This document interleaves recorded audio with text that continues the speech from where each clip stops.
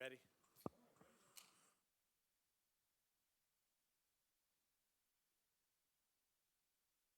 Okay, good afternoon. Welcome to today's Mad Scientist event, Generation Z in the operational environment, or for short, as we're calling it, Gen Z and the OE. This is a rare event actually in the world of TRADOC and FCC Features and Concept Center because the age difference between the people that are here watching today and the people that are presenting is going to be a wide gulf. The average age in this room is definitely except unless you're in the basic training world, is definitely the youngest average age at Fort Eustis today as we go forward. Today's Gen Z and the OE event is actually just one in a series of events that Mad Scientist has been doing since November. First, we had an event, Brains and Brews, that we did with the Defense Enterprise Forum, DEF, on the peninsula here to bring in young entrepreneurs and hear what they thought about the operational environment. And then we kicked off in January an operational environment survey, which is still open. If you haven't taken the survey, I'd encourage you to take it. Right now, we have about 47 countries that have participated in that survey, and we're going to do some analysis on how different age groups, how people turn themselves, internationals versus U.S., what people think about the operational environment, what do they think the conflict drivers in the future security environment are, and as we do that analysis in partnership with in partnership with TRAC, as we go forward on that effort. On the 29th of January, we did an event with a series of NATO partners where they talked about the operational environment from their country's perspectives, and we ended with a NATO panel, and we looked at the NATO's perspective, and NATO's been undergoing a 2-week online exercise on the 2040 time period that came off of that panel, and that's been ongoing. And today we're here to spend time with some very bright Generation Z scholars and to them talk about their research as we go forward. So that's what we're doing. If you want to know more about Mad Scientists, I'd encourage you to go to the Mad Sci Lab.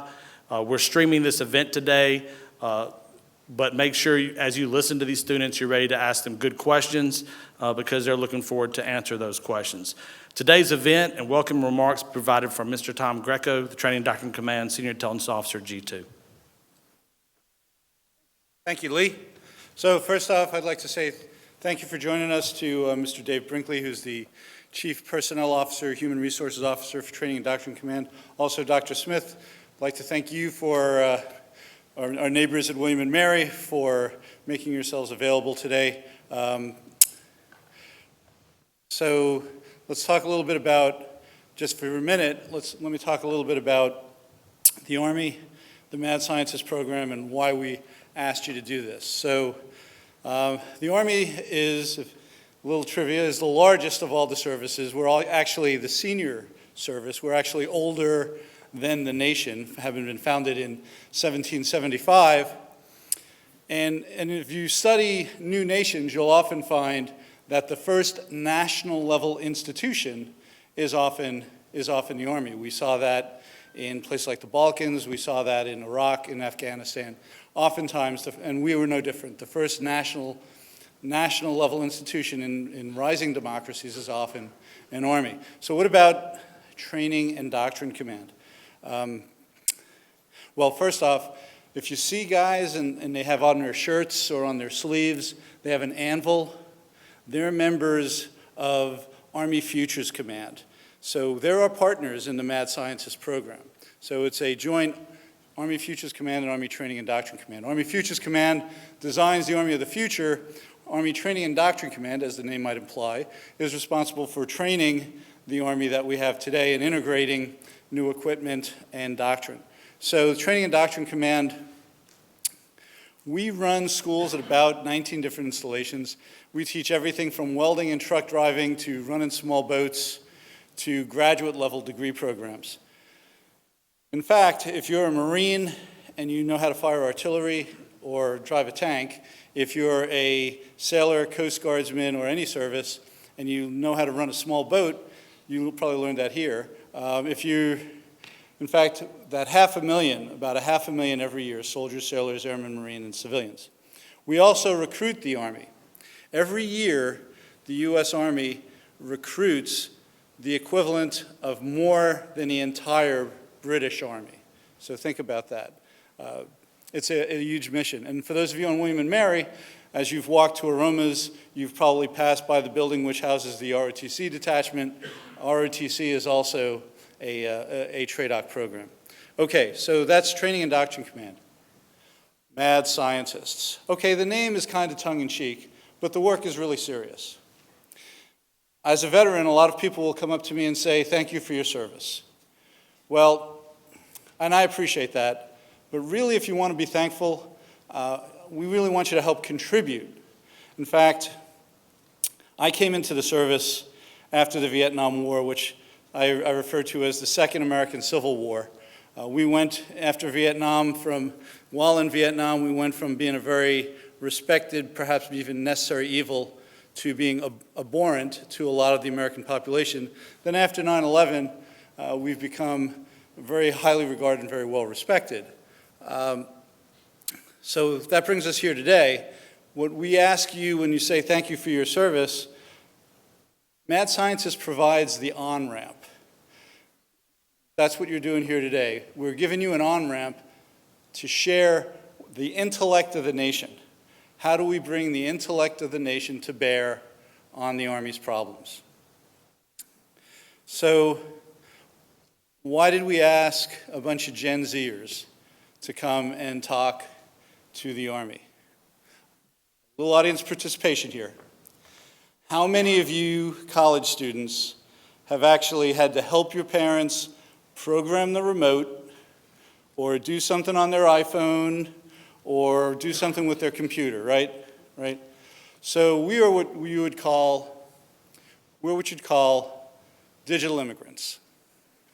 We weren't born into a society where the internet was proliferated, certainly didn't have sophisticated smartphones. In fact, smartphones, 98% of Gen Zers, which are 7 to 22-year-olds, 98% of you actually have a smartphone. I'm not sure who that 2% is that doesn't have one. I'm not sure whether they're using flip phones or not phones, or they have something even cooler than a smartphone. And you spend about 10 hours a day looking at a screen. And in that 10 hours a day, you find that you get most of your information and you learn about products or new ideas through the social media which comes to you through the screen that you're looking at. So you are, just as those who are a little older than you were digital natives, Gen Zers are a little more circumspect about information. You've grown up your whole lives with an understanding that everything you see on that screen really may not be true. And you're a little bit more, you're empathetic, but you also spend a little bit more time looking to see what's authentic and what's genuine. So for those of us who need help programming the remote or using our iPhones, as a way of a metaphor, the reason we asked William and Mary in this excellent program, PIPS, to come talk to us is you are native to the circumspect desire for authenticity as we operate in an information environment where it's blurred the difference between a nation at war or a nation in competition or a nation at peace. It's very important for us to hear your voice. And after this is over, I have a couple of questions about my iPhone, which could really help if one of you guys would help me out with. Okay, so with that, thanks all the folks who've tuned in to the streaming video. We have a pretty good crowd here in the room. And with that, I'll turn it over to Tricia DeGennaro to lead the first panel. Okay, great. Thank you, Mr. Greco. I'm Tricia DeGennaro. I'm part of the TRADOC G2 here and an SME for all things political security, international security. So today, we're really excited about this panel. Today, our first panel is going to be on development and security implications of cutting-edge technologies, something we all need more information on. And our panelists are Megan Hogan, Carolyn Duckworth, and Clara Waterman. And what I'm going to do is ask each one of you to introduce yourselves, and then you will have approximately 5 minutes or so to give your presentation. You can go first, Megan. Right into the presentation? No, just introduce yourself. Sorry. My name is Megan Hogan. I'm a junior at the College of William & Mary. I'm studying international relations and economics, and my project is on the weaponization of deepfake technology. Hi, my name is Clara Waterman. I'm a senior at the college. I'm a government major and an Arabic minor, and PIPS fellow this year, and my project is looking at the implications of how DoD treats data inputs that go on to program artificial intelligence. Hi, I'm Caroline. I'm a junior at William & Mary. I'm studying international relations and minoring in data science. And my project is on the implications of different ethical standards when developing biotechnology. Okay, so Megan, you go ahead. I'm interested and excited to hear about virtually undetectable deep fakes Yeah, and the next generation of information warfare. So, deepfakes, for those of you who are unfamiliar with the term, it's a form of synthetic media that use artificial intelligence to produce highly realistic fake videos. So some of you may have seen the deepfake that was released by comedian Jordan Peele, in which he makes the former president Barack Obama appear to say obscenities about Donald Trump. Another famous deepfake is of Facebook founder Mark Zuckerberg, where in an interview he appears to brag about having total control of billions of people's stolen data. As those two examples suggest, deepfakes are extremely effective weapons of disinformation, and they're capable of both undermining trust in institutions and elections, and inciting political violence.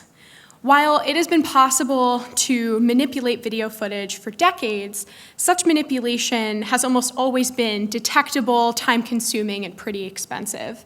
The power and peril of deepfakes is that they lower the cost of disinformation. So where previously a high degree of technical expertise was needed to produce a realistic fake video of someone, today all you need is an internet connection. Deepfakes have a wide array of applications both on and off the battlefield.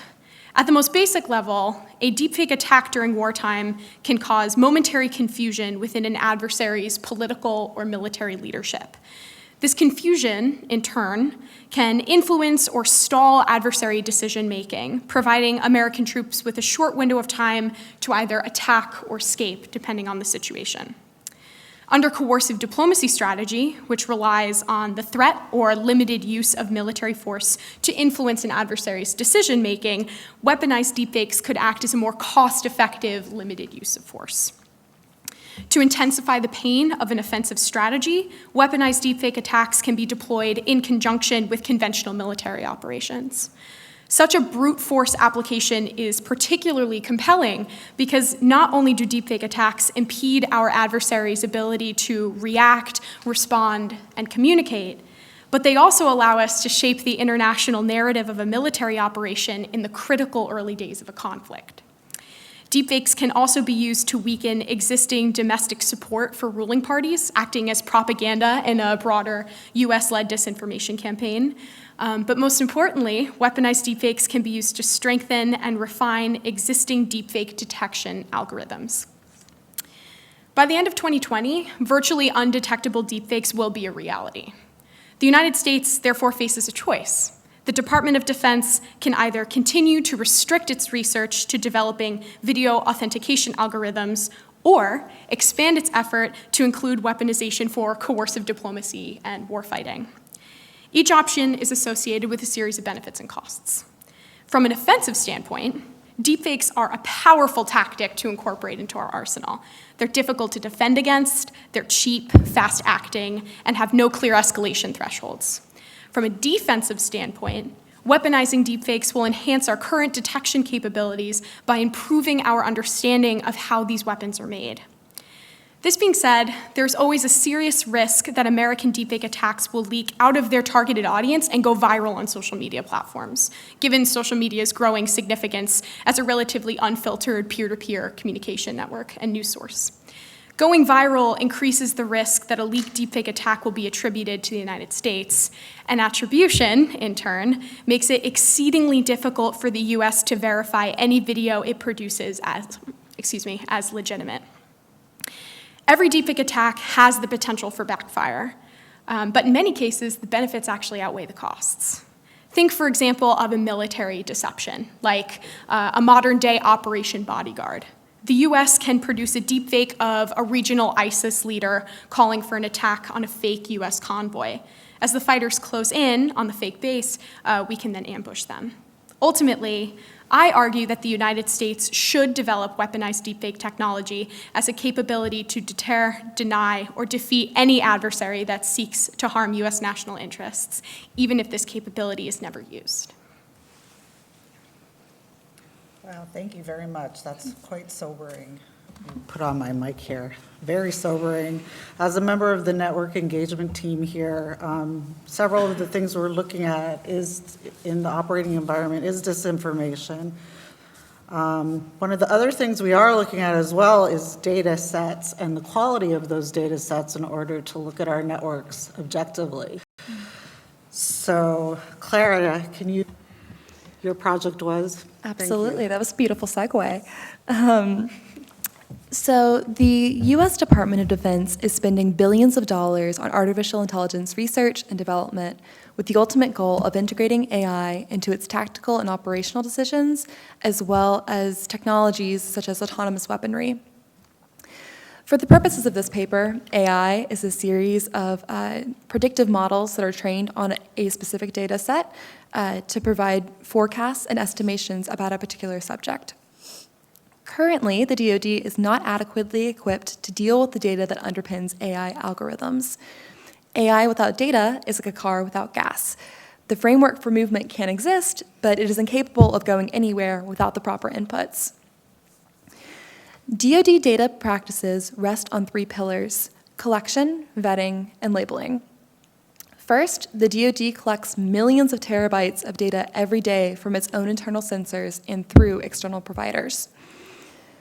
Because of the staggering amount of data that it has to sort through, only about 5% of this data actually gets to the DoD analysts who need it.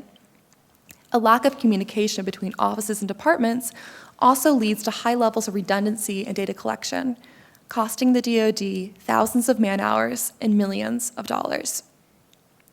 Second, the DoD inconsistently vets its data. While there is no strong focus for securing the While there is a strong focus on securing the hardware in which data is stored, there is no streamlined process for determining the veracity of the data that is collected. When there is an effort to vet data, the process can become so expensive, the data projects are often sidelined or abandoned entirely. Third, because of its tedious and labor-intensive nature, data labeling is often conducted by untrained DoD employees, or, in some cases, by gig economy workers for as little as $1 an hour. As a result, data sets are rarely accompanied by a pedigree that indicates the curator's methods of collection and confidence in the quality of the data. Further, due to the high quality of specialized DoD storage formats, the data sets are rarely interoperable. The DoD already has AI elements in its mission support and enterprise functions, but its goal is to integrate AI into its operational tasks to supplement battlespace navigation, risk management, and decision-making. If the data that feeds operational AI is insufficient or inaccurate, the military leaders will misunderstand the operating environment, leading to misinformed decision-making and security breaches.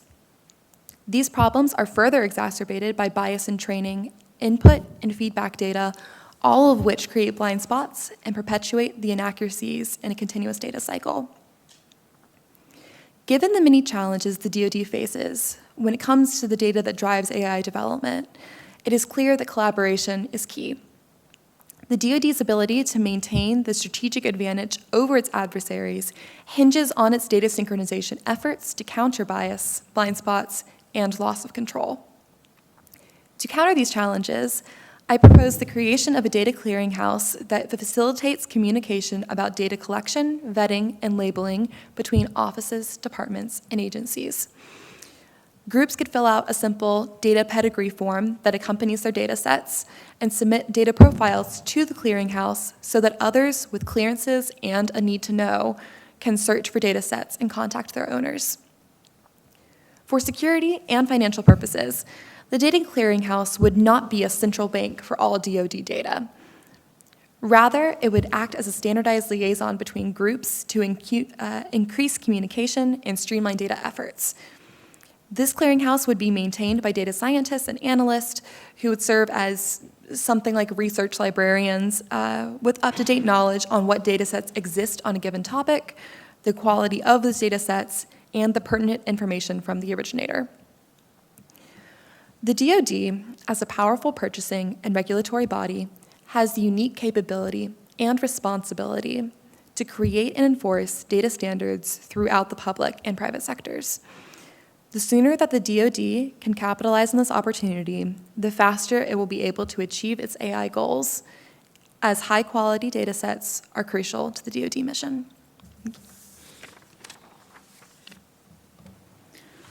I just have to say that not only is everyone here probably smarter than all of us, but they are right on with their 5 minutes. So that's excellent. Okay, and finally we have Carolyn Duckworth. Carolyn's going to talk to us a little bit about the development in biotechnology. One of the terms she uses is asymmetric ethics. And I'm excited to hear more about that in her presentation. Thank you. In November 2018, the first babies with genetically altered genomes were born.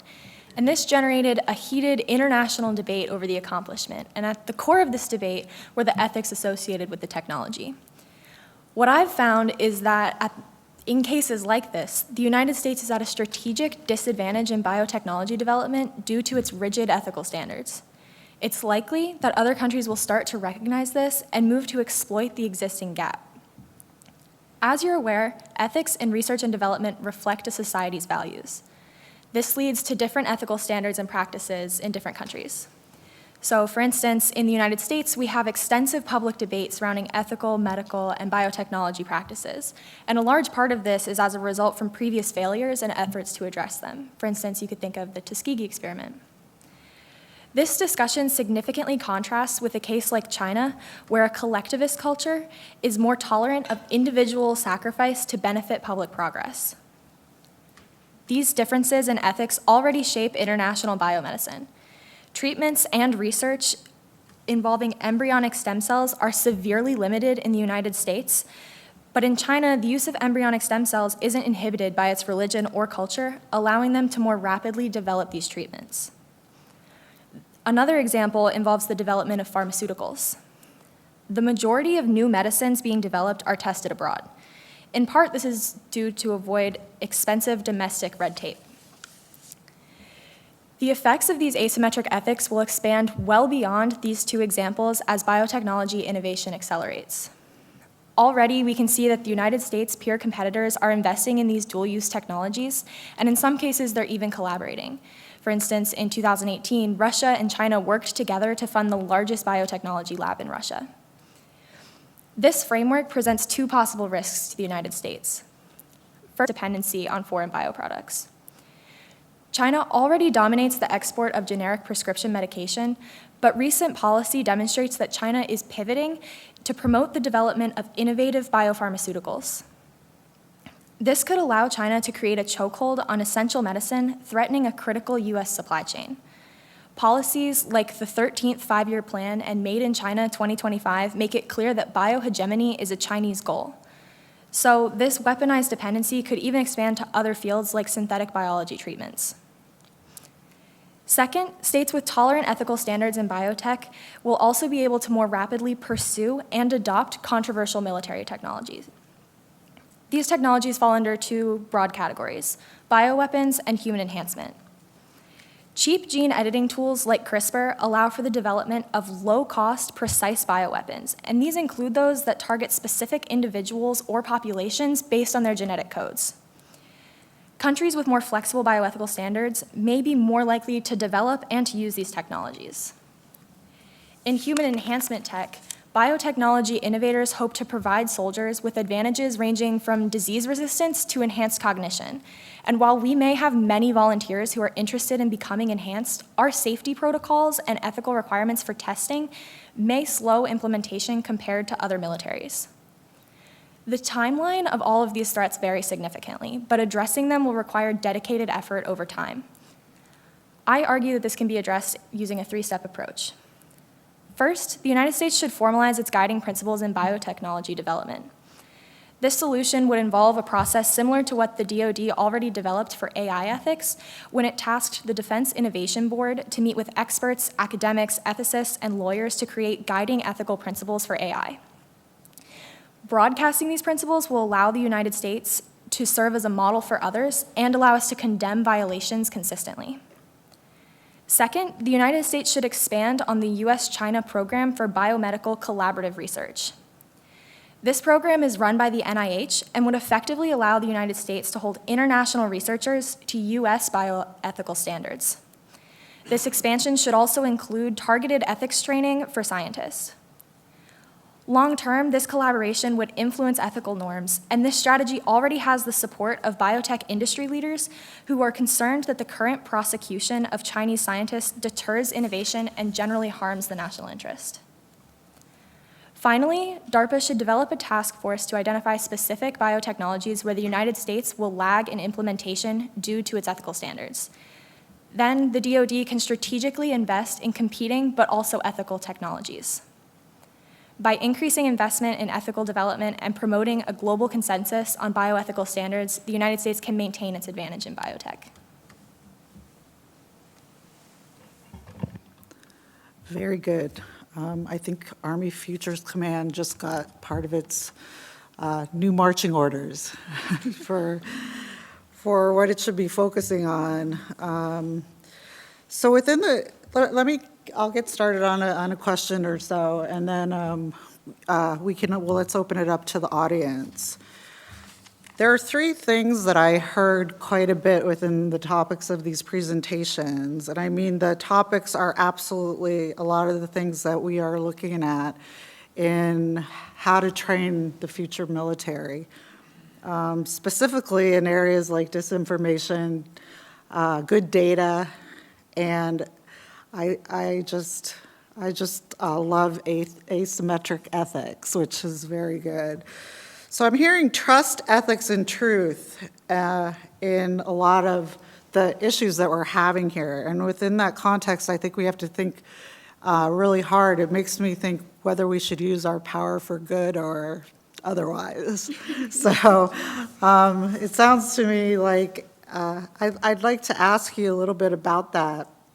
So in context to deep fakes, basically, how or what should we be investing in not only to identify them, but do you all think we should also be investing in using them? You mentioned a deep fake weapon. Oh, yes. So yes, at its core, my paper is an attempt to answer whether the United States should continue what it's doing, because we are developing deepfakes currently. It's not weaponized, but we are developing them through DARPA's Metaphor Task Force. Basically, my stance when it comes to deepfakes is I believe we should be developing deepfakes for two reasons. First, in that they're really effective weapons, specifically for covert operations. And secondly, because they will help us, I believe they will really help us to enhance our current detection mechanisms already. So I want to briefly explain how deepfakes are in fact detected, because it's a little more complicated than people might first think it to be. Deepfake detections, deepfakes are like viruses, let me just put it briefly like that, right? They're constantly evolving. And as is the case with scientists who attempt to create a vaccine for a virus, deepfake detection teams are constantly playing catch up, right, with mutations of deepfakes, namely more sophisticated deepfakes that have patched up any telltale signs of forgery. We are always going to be scientists playing this game of catch-up because the way deepfakes are built, they are constantly replicating the appearance of reality. I don't believe that we should ever stop attempting to detect deepfakes. I really do believe that they will be used against us in some capacity in the future. However, we aren't weaponizing them, and I think with detection specifically, weaponizing will help us to better understand how to defend against this technology in general. Great, thanks. So, Claire, I'd like to ask you about high-quality data sets. We have a lot of data out there, large amounts. It's very hard to organize. It's very hard to decide which is the best information that you should be using in order to make an analysis. So can you tell us a little bit more about not only collecting the data, but ensuring that it is that high quality? Absolutely, and I think my paper gets a little bit into this too. When it is done, I'd be happy to pass it along. But I look at some examples in the intelligence community specifically to talk about what's the danger of not just collecting data, but not vetting it properly and making sure it's representing reality in an authentic way, primarily through the agent curveball in 2003, and then the U.S. bombing of the Chinese embassy in Belgrade in 2001. So to talk about data quality, you really can't start without talking about its accompanying information.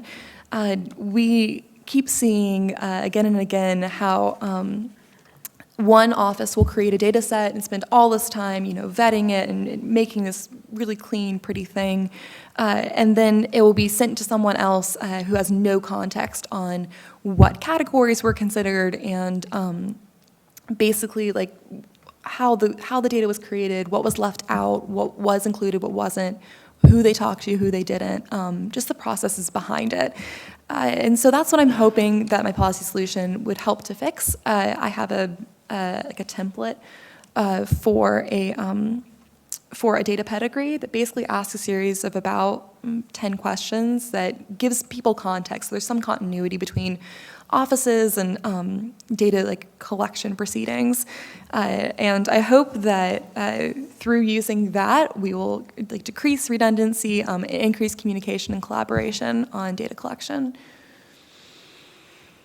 Great, thank you. We're looking forward to reading that paper. I think we could use a little help on how we think about it now in some of the work we're doing. Okay, so one last question for Caroline, and then I'm going to open it up to everyone else. Caroline, you talk about the ethics of medicine and some of the constraints we have here in the United States about the experimentation we are doing.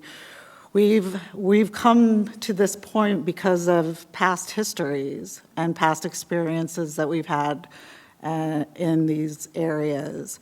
Do you see ways where we can be more responsible in doing this, as well as moving forward in being able to identify and compete with others in this area?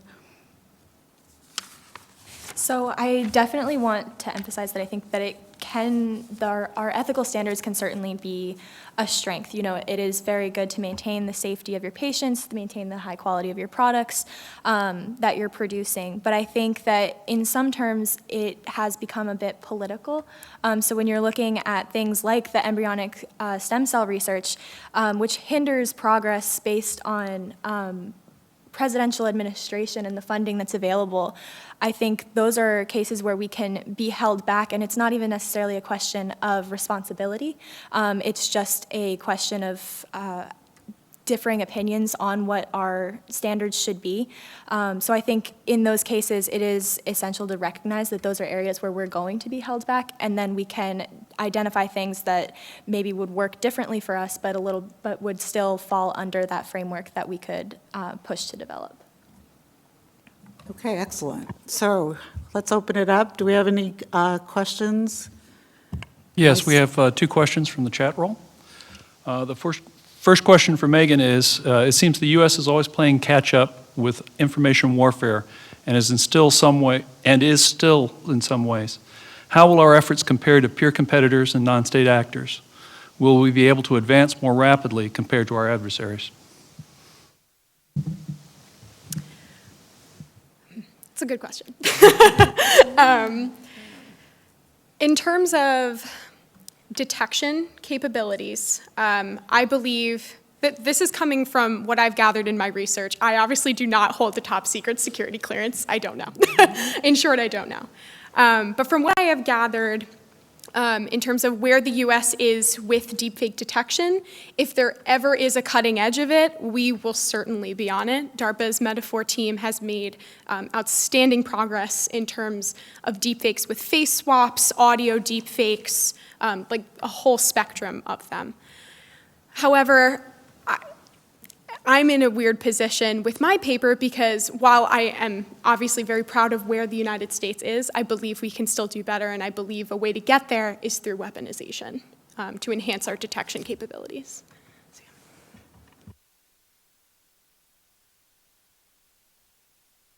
Thank you. The second question is for Carolyn.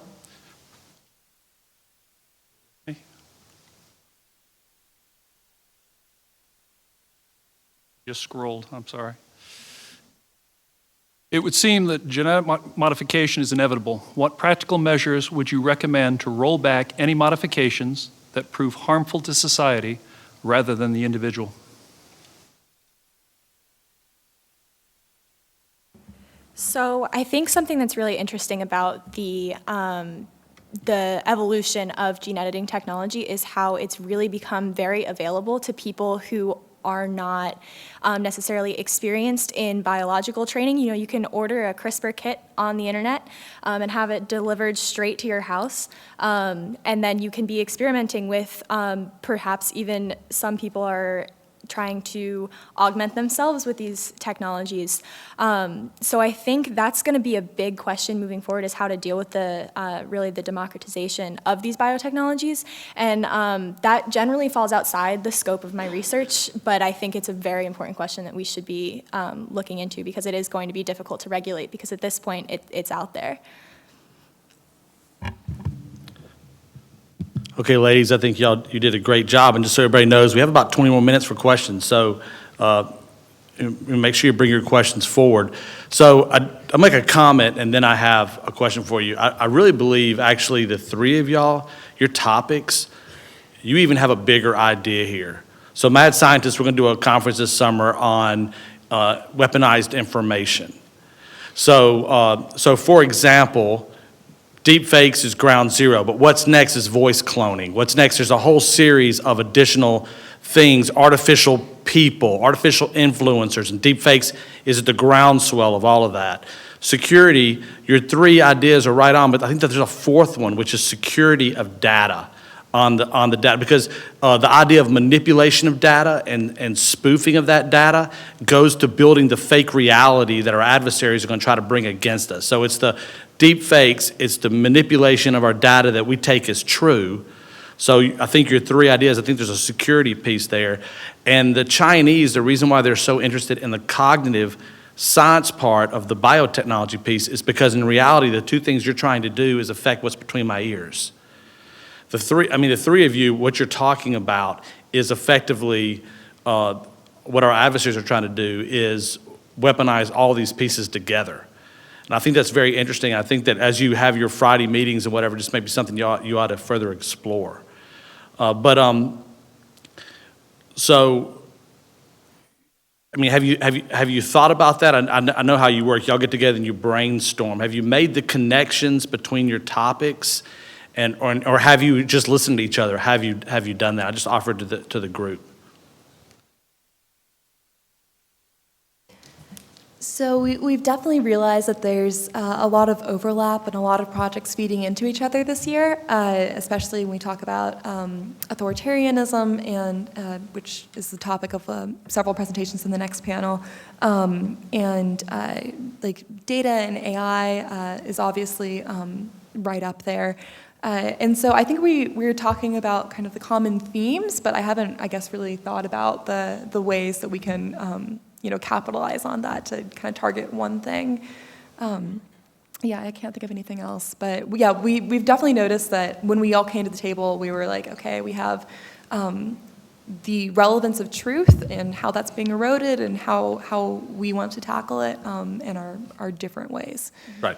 So our adversary, one of our potential adversaries, China, are collecting a lot of facial activity Yeah. for deep fakes. They're building the data to do that, and basically are getting hold of everybody's DNA they can get a hold of.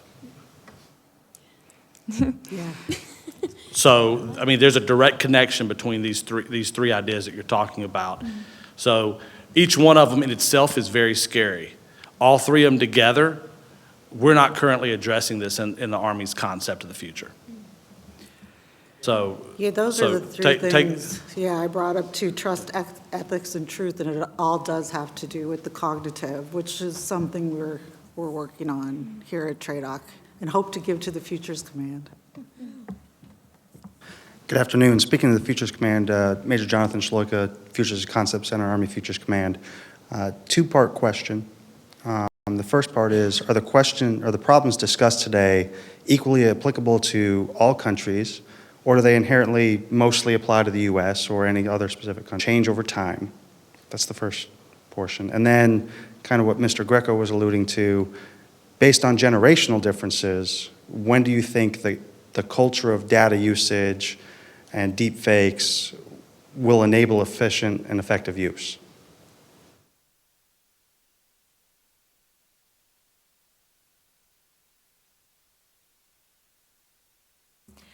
So in regards to the first part of your question, when you're talking about whether or not this is a problem mostly for the U.S. or for other countries in general, I would say in terms of my project on the asymmetric ethics of biotechnology, I think that is something that could definitely apply, not just to the United States. Something that I was looking at too is, as I said, a lot of our pharmaceuticals are tested abroad, and that's true for a lot of European developed pharmaceuticals as well. And so I think that this actually could be an opportunity to collaborate with allies in terms of addressing the potential that will be held back in those areas. So I would say that, at least in terms of my project, it's definitely not just a U.S. problem.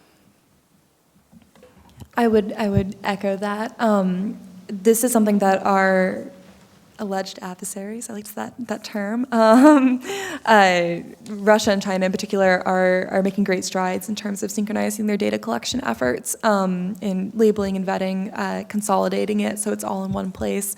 And that, I think, poses a significant risk to the U.S. because the more coordinated our adversaries become, the more agile they are in a battle environment, in our operating environment. And yeah, that's definitely not unique to the United States, but I will say that we're behind based on my research. In terms of deepfakes, the United States is not the only country that is developing deepfakes. It's pretty obvious that some of our other allies and our adversaries are in fact developing them. In terms of where we are with detection, again, the United States, if there is a cutting edge of deepfake technology, because again, we're always playing catch up, but we're at the frontier of this. We are as cutting edge as we can be. But in terms of other countries deploying deepfakes against us as a weapon, given our high rates of detection, we will very likely be able to detect a deepfake if it comes from a non-state actor and if it comes from one of our adversaries. However, that might not necessarily matter, because when a deepfake goes out, given selection bias and confirmation bias that is just inherent in human beings themselves, we tend to believe what we see, and we tend to believe things that confirm previous held notions that we have. So the danger with deepfakes generally, even if we can debunk something and say, this is a fake video, this was made by this non-state actor in this group, it might not matter because it's still out there. In terms of how long deepfakes will play a role, I can foresee this technology being very impactful in at least the next 10 years, that deepfakes will consistently play a role. Until there is an independent agency or some type of verification mechanism that can consistently say whether a video is real or not, I say deepfakes are always fair game, and they will always be able to influence people's perceptions, their actions, politics, etc. Hope that answered your question. Good afternoon. Major Ryan Collins, Futures and Concept Center. If we were to use a deepfake offensive weapon, say against a legitimate target, I'm curious what your thoughts are on how that might rebound on a U.S. polity, just a domestic audience. The problem with deepfakes is there's always a chance, as I said previously, there's always going to be a chance that a deepfake attack will go viral on social media. And in terms of it going viral, it will come back to US audiences. The US needs to be able to prepare for any type of blowback. My paper is just trying to be a cost-benefit analysis. I'm trying to take a more 1,000-foot up view and just be like, hey, these are the benefits and costs of using this technology. I'm not trying to make a moral argument on it. But that being said, there are always special precautions that the United States can take when it is deploying a deepfake attack to minimize the risk of a deepfake going viral. But again, this risk will never disappear. I would just want to make that very clear. There's always a chance. Social media is everywhere. Everything can be seen online these days. But the US can throttle internet connections to slow down the chance that a deepfake will be uploaded to Twitter or Facebook. We can harden targets, unfortunately. Yes, you do. Okay. Hey, so I actually have two questions. Ms. Duckworth, you made an interesting point. Actually, you all made very interesting points. But one of your points was developing a collaboration with China so that we could develop a universal ethics. I would ask each of you, as you think about your primary theses, we talk a lot about the threats. Could you give me examples of positive opportunities that your research could lead us to?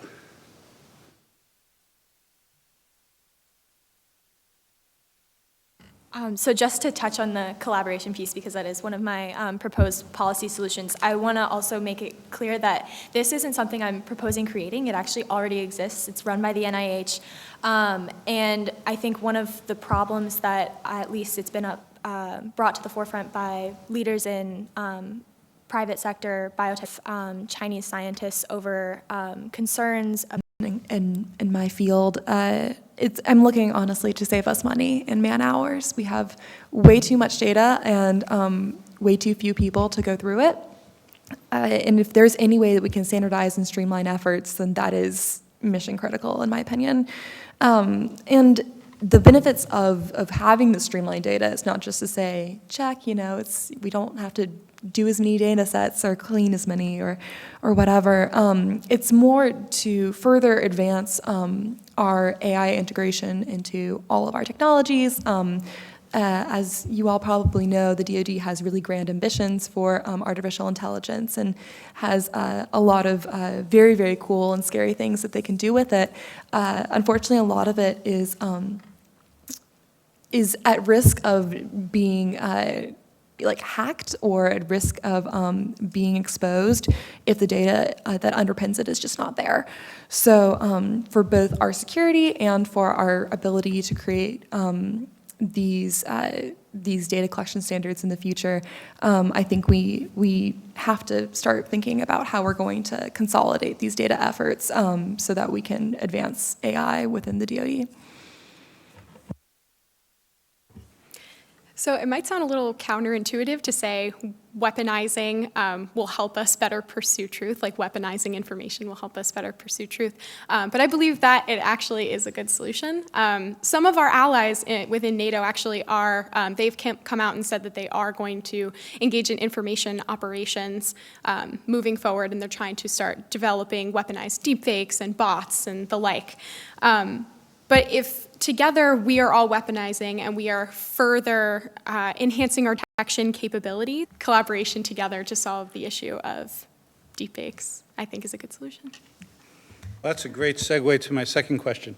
First, the first part, we actually have a couple of our allied foreign liaisons timid, so that you may get a question from them. But the second part kind of goes back to the last point you made. When our allies look at Americans, they often refer to us as being inflexible, kind of rigid, structured thinkers. But you just raised a really interesting point. What's the potential in each of your theses for self-policing as opposed to setting up clearinghouses, having an authority? With the flow of information enabled by technology allows for great democratization, right? So what's the potential? How do we take advantage of the strength of democratization and the flow of information to establish within your fields, within your theses, self-policing frameworks, if you will?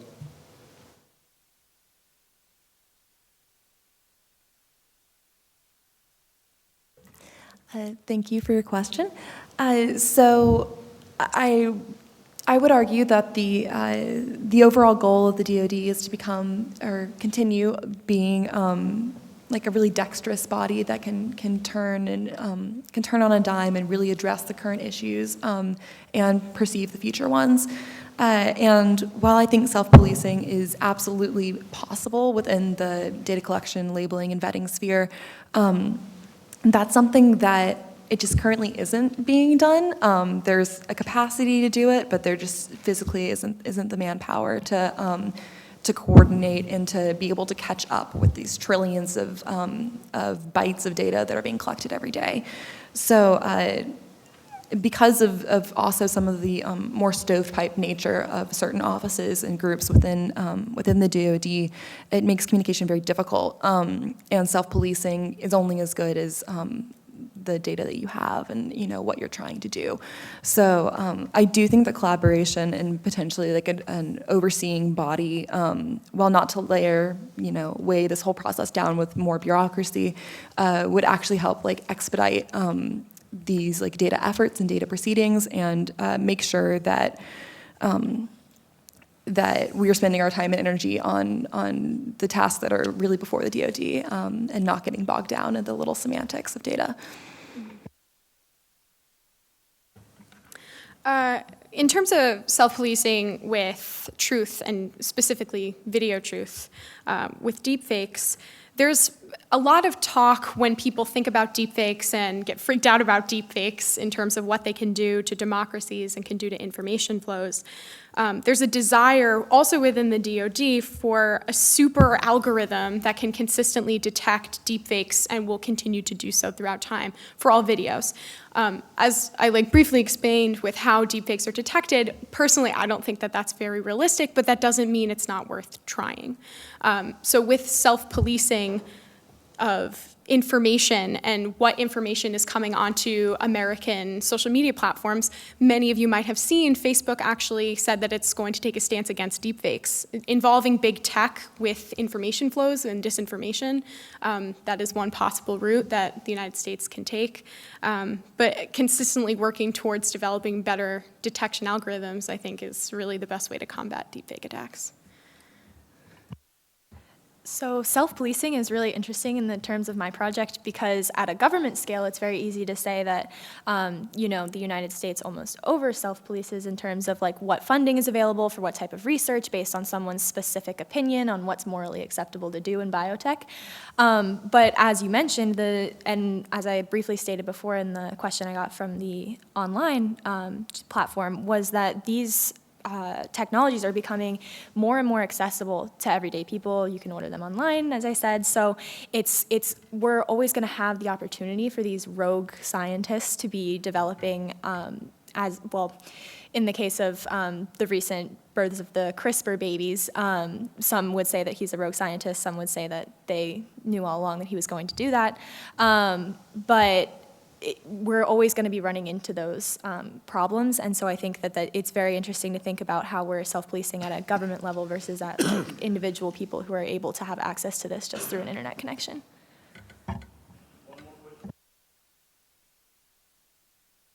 Okay, I think this is mainly for Caroline. Your point about asymmetric ethics, I think, was really well made. And I'm curious if you see any sort of bioethics from the United States perspective that would be inviolable. And if there were, is it likely that our adversaries would use those sorts of inviolable ethics as a point of exploitation in order to develop this, again, another asymmetric approach? Thank you for your question. So I think you're absolutely right that this is, there are going to be problems that we're going to run into in terms of lines that we're not going to want to cross.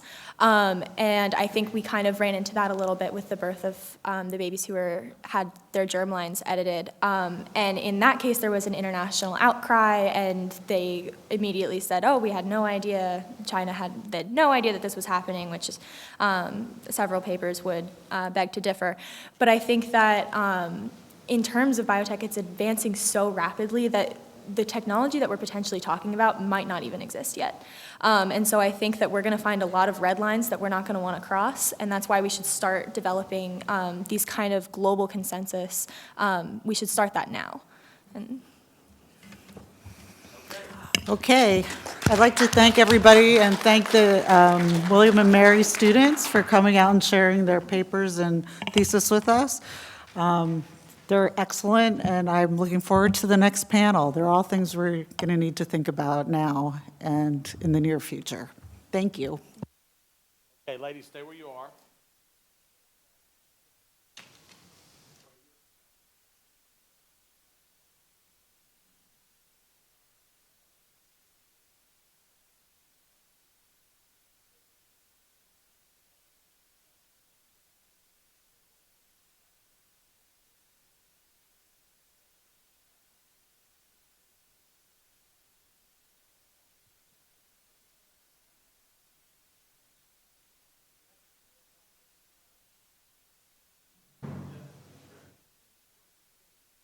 Wow, so you certainly proved in spades what I said about being so much more comfortable in this idea space than those of us who are, so I would say, more experienced.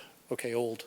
So a lot of folks will say, so, hey, you know, this mad scientist program is really cool.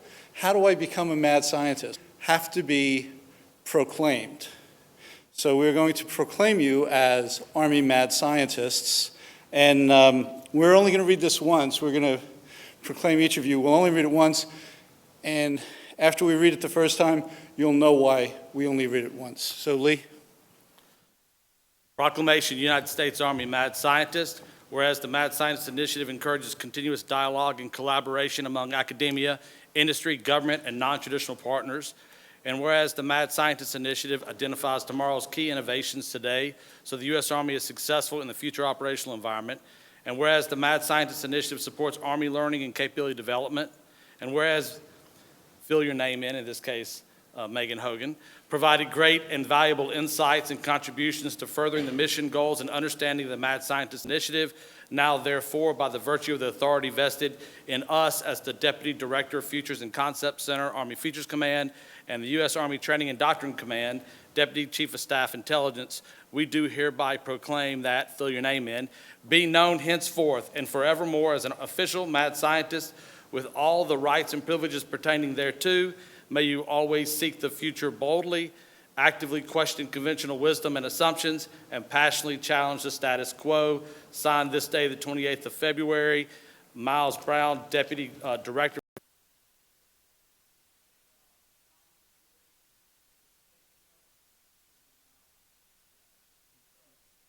That's it. A round of applause for the first panel.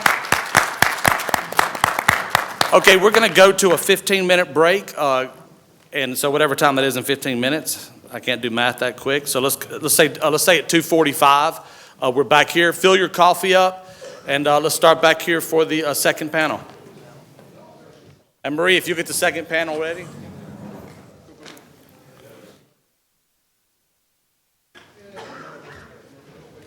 Great job, guys.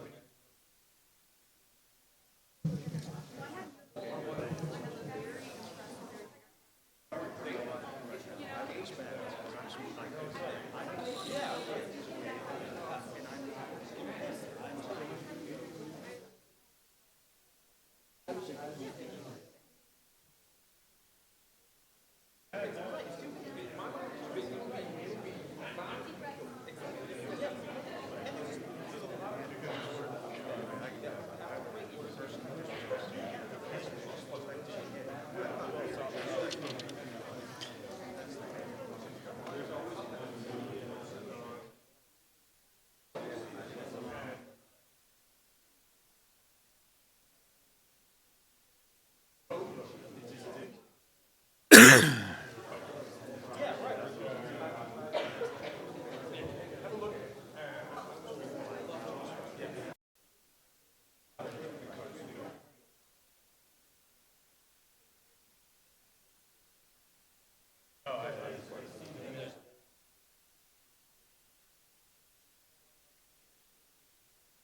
guys are awesome.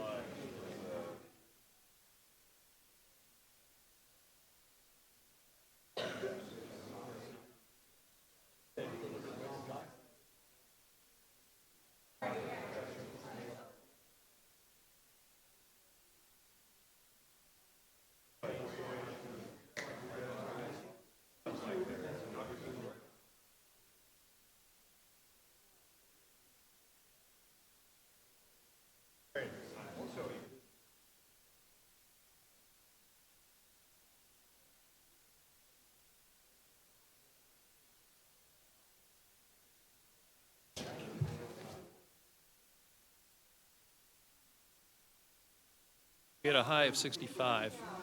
Yeah, no, it's very good. A lot of interest. A lot of questions were coming fast and furious at the end on here, but I want to let the crowd talk. There was a question that was asked, will they be posed though? So we'll capture them off the chat roll and we can send them to them. Yeah, Yep. that's what we do, because Yep. it helps them for their future. So, as an alumni, They are awesome. They're awesome. I appreciated your observation. The convergence of all three of these. We're not even talking about that. Yeah, yeah. The convergence is what's, each one of them are potentially. Yeah. That's why, what was it, last month or 2 months ago? Don't do these damn DNA things. Personal PII, genetic PII. Yeah. Yeah, I bet you we've got, what, about 35, maybe 35 present? Yeah. Yeah. Absolutely. Yep. Yep. They're doing great. Yeah, I'm just impressed. Makes me proud. Yeah. Yeah, yeah, yeah. Yeah. Yes. Yeah.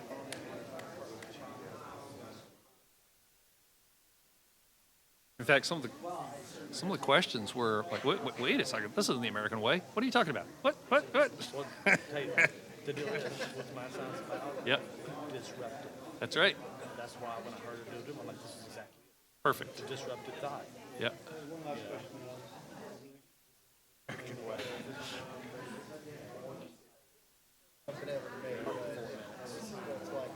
Roger.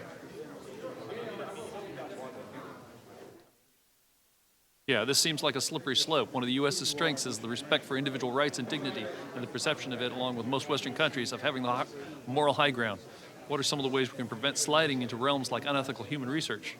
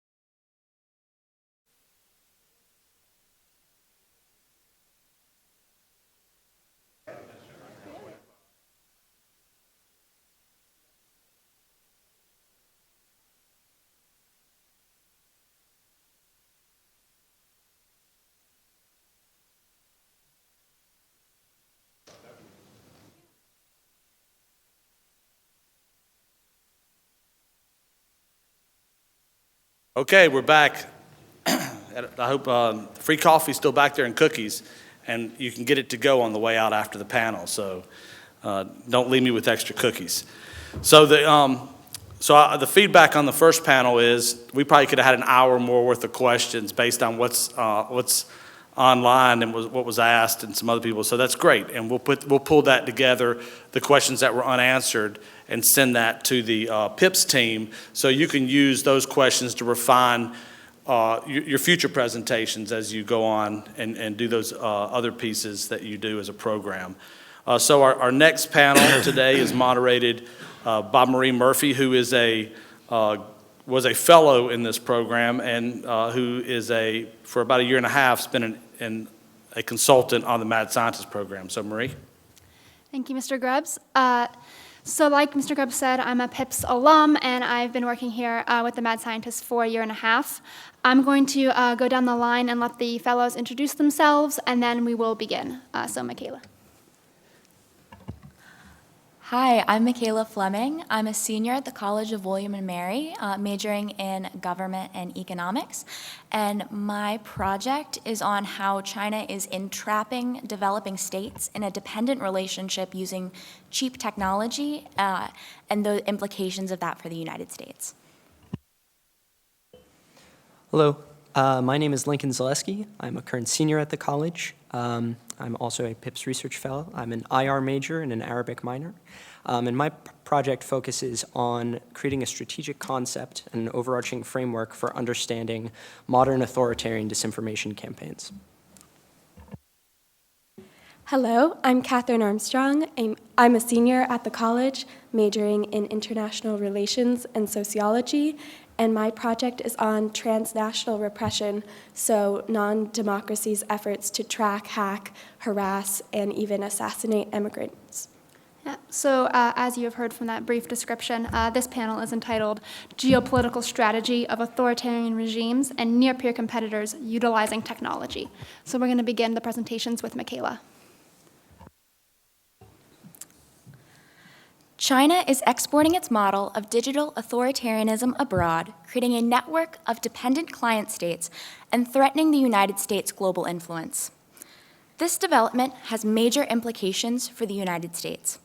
Namely, Beijing's promotion of authoritarian forms of governance negatively impacts U.S. interests and erodes the United States' soft power relative to China.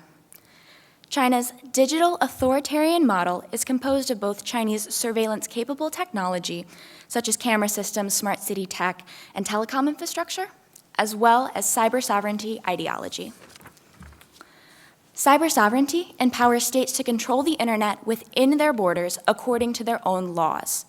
In practice, cyber sovereignty justifies the use of surveillance-capable technology by the government to censor and repress populations. China sells this model to developing and autocratic client states through the Belt and Road Initiative. The BRI's efforts include accessible financing as well as media training seminars for foreign officials. Soon after receiving training, many countries pass laws influenced by cyber sovereignty. These laws often mandate data localization, regulate the content of social media, or give national security forces access to users' private data. By exporting Chinese technology from companies like Huawei, ZTE, and Hikvision, China can collect vast amounts of data from client states. This will strengthen both domestic and foreign surveillance capabilities. For example, the US government has banned the use of Huawei equipment and says it can be used to access personal data. Similarly, the United States military has prohibited the use of Chinese DJI drones over privacy concerns. These products and others feed a global data ecosystem, which gets China more information about foreign countries. With that information, Beijing can more effectively anticipate and respond to threats. High-quality foreign data enables China to manipulate public opinion outside its borders through responsive and targeted propaganda campaigns. Due to the strategic export of surveillance-capable technology, regimes dependent on China are growing stronger. Poor authoritarian states such as Zimbabwe or Venezuela are gaining access to technology they could neither develop nor afford on their own, which they will use to repress their populations. Developing states lack strong institutions and democratic norms to prevent the abuse of this technology by elites. Now these states have access to cutting-edge tools to surveil, censor, and repress their populations. By arming authoritarian and developing states with the tools of repression and a framework on how to use them, China is encouraging and enabling democratic backsliding abroad. However, access to these technologies comes at a price. Beijing gains considerable leverage over client states as a result of increased technological and financial dependence on China. Technological dependence means that it's going to be very expensive to switch providers once you're locked into a Chinese system, while financial dependence means that client states might take out unsustainable loans to finance Belt and Road projects, giving China leverage if states need to renegotiate. As a result, China can use these uneven relationships to coerce client states. As Beijing's network of client states grows, China will be able to use its leverage to shape governing norms around the internet. For decades, the United States has benefited from its influence online. As the creator of the internet and the home to its most important companies, the United States has molded the internet with the intention of prioritizing freedom of speech and promoting democracy. Due to China's global promotion of cyber sovereignty, these values and U.S. influence are eroding. The internet that China envisions will promote authoritarian control and facilitate the theft of intellectual property. China also benefits from stronger but more dependent allies. As the number of client states grow, the United States could see a return to a bipolar world with a U.S. and Chinese sphere of influence. Additionally, if China feels more secure both at home and abroad, Beijing may act more aggressively, especially in areas where it has a number of client states. Finally, global democratic backsliding has tangible implications for the United States. As China promotes digital authoritarianism as a viable substitute for liberal democracy, the United States will lose valuable partners in the developing world. To combat growing Chinese influence, I propose the United States work with targeted countries to improve domestic cybersecurity expertise. This expertise will allow these countries to make informed decisions about the risks and benefits associated with Chinese products. The United States should also partner with companies to develop technical solutions to digital authoritarianism. Some examples already in development include blimps to provide secure internet access to citizens in authoritarian countries, and interchangeable parts to lower the cost of eliminating Huawei equipment. By taking action, the United States will be able to preserve its authority and influence in the face of China's challenge.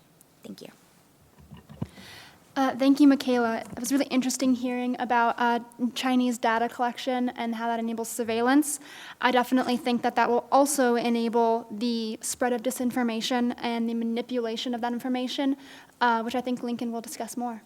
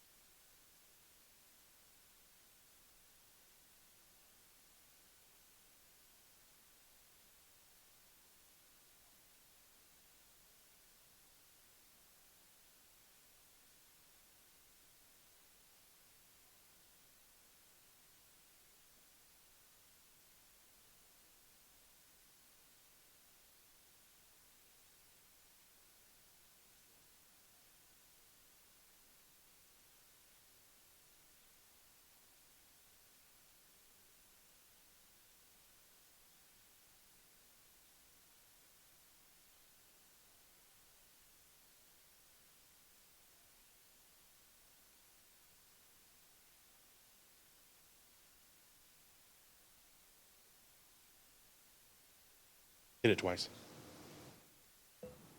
Should I start over? Can you guys hear me? Okay, I'll continue. Actually, did everyone catch that? Should I start over? Good? Okay, awesome. Thank you. Authoritarian disinformation campaigns closely follow the clear, hold, build framework, or the ink spot approach to counterinsurgency, which was used largely in Iraq and Afghanistan. Clear, hold, build follows a three-step approach to counterinsurgency. First, you place small numbers of troops in strategic locations within an insurgent-held territory. And next, you have the teams push outwards from their strategic locations into the territory and clear the area of insurgents. That's the clear part. And then you have them hold that territory to ensure that insurgents can't come back, and that's the hold. And then you build relations with the people, and you keep repeating this until you start from a small area and you push outwards, and you do this from a bunch of different locations until eventually the teams reconnect within the territory.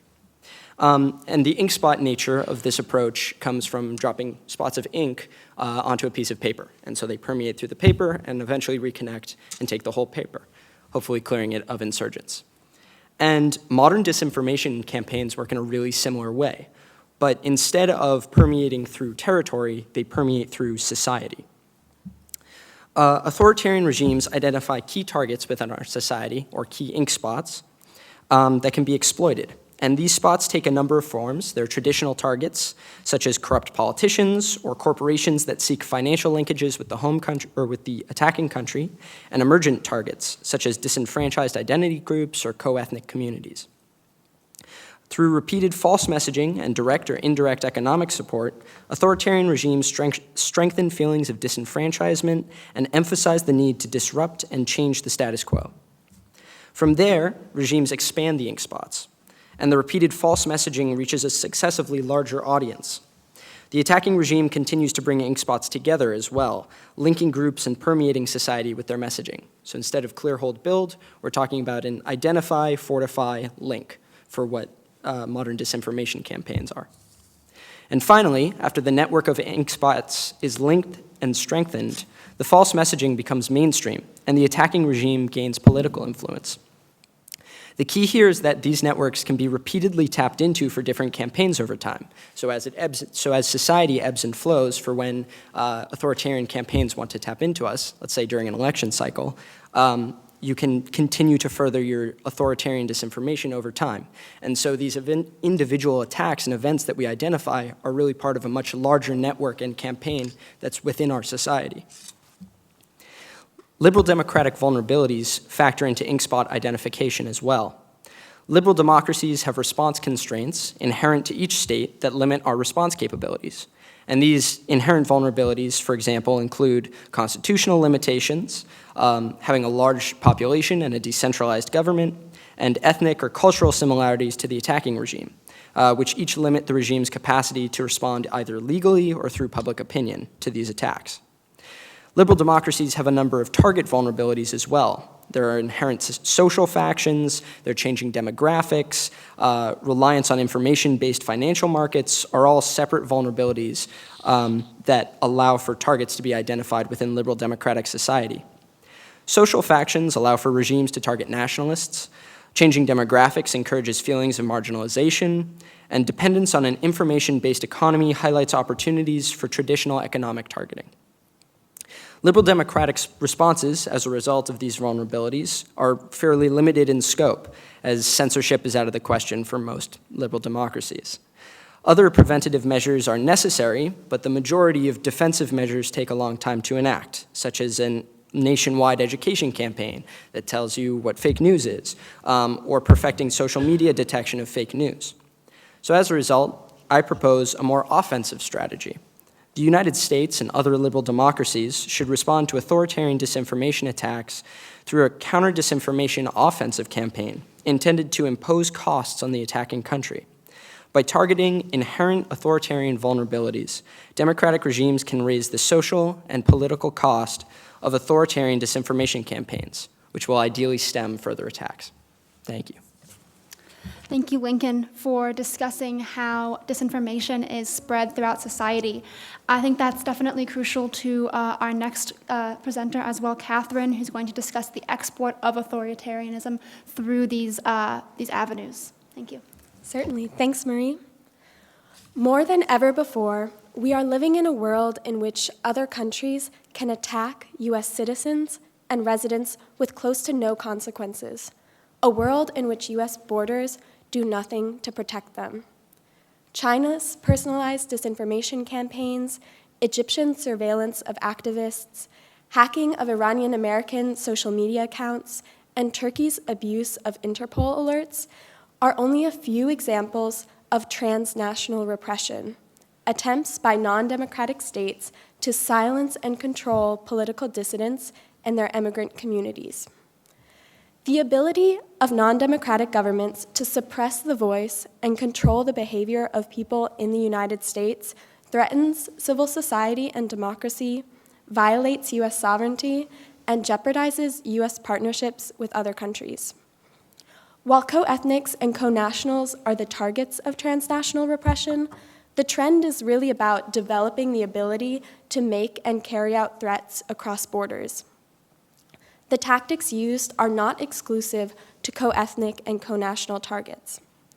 So we should expect to see an expansion of transnational repression tactics to non-co-ethnic and non-co-national targets in the coming years.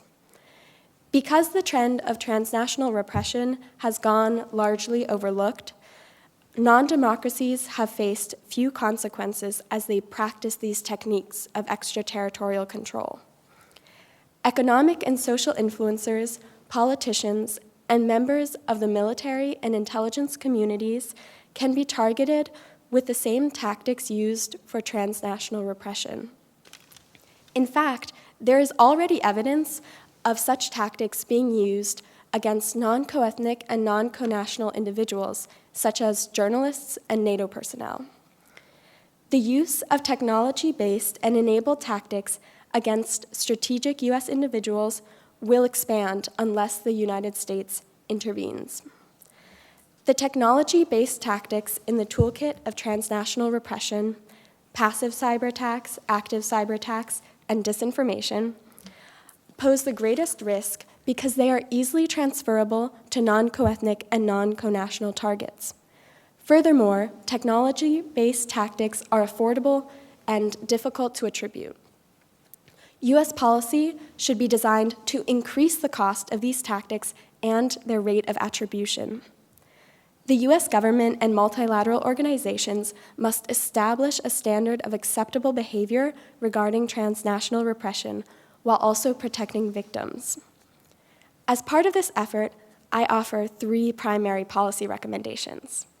1, a watch list of victims and perpetrators.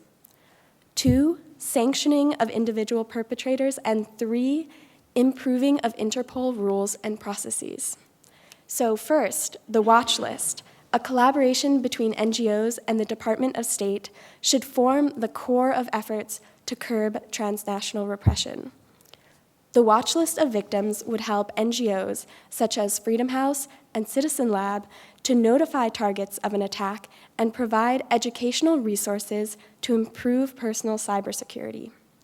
The watch list of perpetrators would include a ranking of states' propensity to use transnational repression.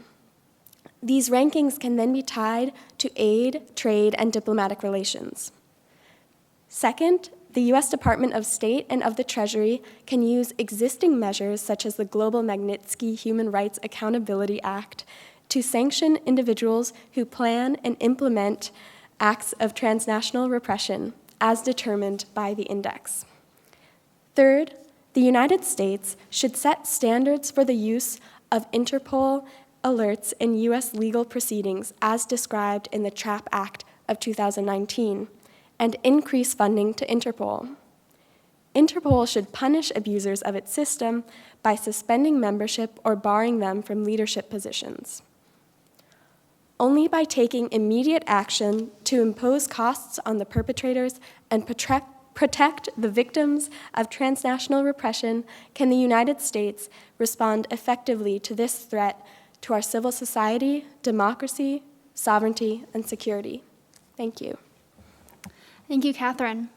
So I am going to kick off the questions, and I have a couple for the panel, beginning with Michaela. So we've seen that China has been successful in its ventures to expand global surveillance in Africa and into the Middle East as well. They've had a little bit more resistance in Europe and North America, however. Are these cultural differences globally or some other divide that the United States can capitalize on to stop the spread of Chinese surveillance and influenceability? Yeah, thanks, Marie. I think we have to remember that the countries that China is targeting have their own internal calculus about accepting aid. So in Europe, China is primarily working with countries of the former USSR.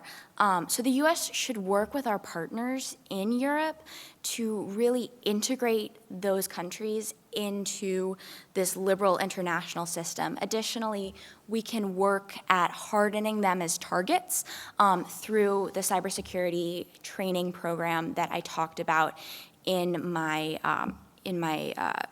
pitch. This program would build capability in these Eastern European countries so they could incorporate what is often very cost-effective technology that they could use to broaden internet access in a responsible manner. With states in North America, the U.S. can leverage its close economic ties to deter states from implementing Chinese technology, particularly Canada and Mexico. Thank you, Michaela. Directed towards Lincoln, you discussed the vulnerabilities of liberal society as a target for data misinformation and the spread of misinformation. So what would you consider to be some of the vulnerabilities that exist within authoritarian regimes? Perhaps is it better to mobilize populations to bring internal pressure or use a narrative to bring external pressure from the international community onto authoritarian regimes? And that's a very fair question. It's kind of hard to propose an counteroffensive to disinformation targeting authoritarian vulnerabilities without saying what they are. And so in my paper, I organize authoritarian vulnerabilities into 4 different categories. There are institutional vulnerabilities, there are tactical vulnerabilities, economic, and societal. And most of these vulnerabilities are focused on the internal nature of them. Institutional relates to the structure of the regime. Societal vulnerabilities discuss the inherent population-based weaknesses within the society. So I largely talk about internal vulnerabilities. I think that tends to be more of the more effective way to think about it. We've seen some external vulnerabilities. So when you put sanctions on Iran, Iranian disinformation is still all over the Middle East. And you put sanctions on Russia, and they still continue to pour disinformation campaigns into the Eastern Bloc. So Crimea was still, even though Russia was sanctioned, Crimea still became part of Russia. And so I tend to find that a more external approach to authoritarian vulnerabilities is less effective. And that's not discounting it, just my paper tends to focus on the more internal vulnerabilities. And so by targeting, let's say, authoritarian regimes with ethnic enclaves and strengthening the ideas behind self-determination and identity within, let's say, Russia, you can quickly build up internal pressure and ideally put some social or political cost to engaging with the United States on a disinformation level. That's the idea behind it. And obviously the major concern here is we want to protect domestic internal populations from the regime itself and from retaliation. So there's a thin line that you have to walk between promoting self-determination and then strengthening nationalist campaigns within the country and making sure those nationalist groups themselves don't get hurt by the regime. And so this is one of my many considerations as I continue developing solutions to this problem. Thank you, Lincoln. So directed to you, Catherine, there have been a recent increase in the use of emerging technology, some of which we discussed in the previous panel. And so how do those emerging technologies, which include cyber manipulation, data collection, deepfakes, et cetera, give authoritarian states more capability to reach over their borders and affect their populations elsewhere? And how does that specifically affect dissidents and journalists, which I know you mentioned in your introduction? Thanks for the question, Marie, and I'm sorry I'm battling a bit of a cold right now. But technological improvements do allow authoritarian states greater capability to reach over their borders, to control dissidents, journalists, and others whose voice poses a greater threat to the authoritarian regime because of these very same technologies.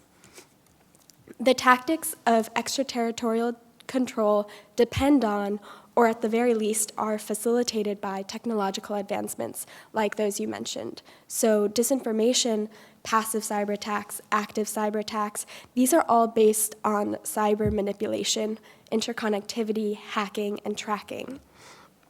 These technologically based tactics pose a greater risk to dissidents, journalists, and other targets because they are affordable, difficult to attribute, and effective over long distances.